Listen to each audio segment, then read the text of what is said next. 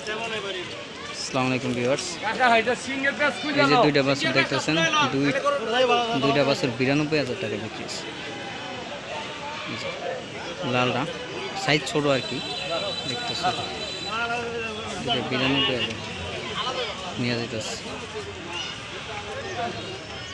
ভালোই হয়েছে, 92,000 টাকা হইলে সব ভালো দাম পাইছে।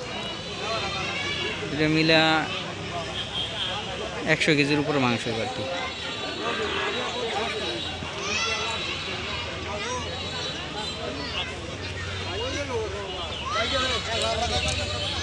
এটা বক না বাচ্চা, এটা 46,000 টাকা দাম চাইতেছে বাচ্চাটা। যেটা